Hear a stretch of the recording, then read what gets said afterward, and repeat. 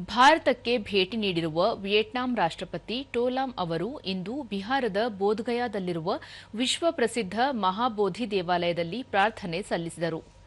ಪವಿತ್ರ ಬೋಧಿ ವೃಕ್ಷದ ಕೆಳಗೆ ಧ್ಯಾನ ಮಾಡುವ ಮೂಲಕ ಬುದ್ಧನಿಗೆ ನಮನ ಸಲ್ಲಿಸಿದರು.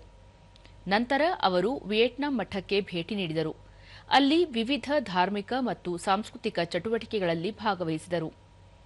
ಭಾರತ ಮತ್ತು ವಿಯೆಟ್ನಾಂ ನಡುವಿನ ಧಾರ್ಮಿಕ ಮತ್ತು ಆಧ್ಯಾತ್ಮಿಕ ಸಂಬಂಧಗಳನ್ನು ಬಲಪಡಿಸುವ ದೃಷ್ಟಿಯಿಂದ ಅವರ ಭೇಟಿಯನ್ನು ಹೆಚ್ಚು ಮಹತ್ವದ್ದಾಗಿ ಪರಿಗಣಿಸಲಾಗಿದೆ.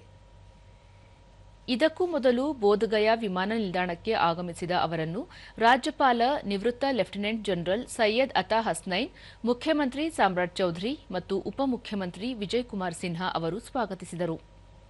ರಾಷ್ಟ್ರಪತಿ ಟೋಲಾಂ ಅವರಿಗೆ ನಾಳೆ ರಾಷ್ಟ್ರಪತಿ ಭವನದ ಮುಂಭಾಗದಲ್ಲಿ ಔಪಚಾರಿಕ ಸ್ವಾಗತ ನೀಡಲಾಗುವುದು. ರಾಷ್ಟ್ರಪತಿ ದ್ರೌಪದಿ ಮುರ್ಮು ಅಧ್ಯಕ್ಷ ಟೋಲಾಂ ಅವರೊಂದಿಗೆ ಸಭೆ ನಡೆಸಲಿದ್ದಾರೆ.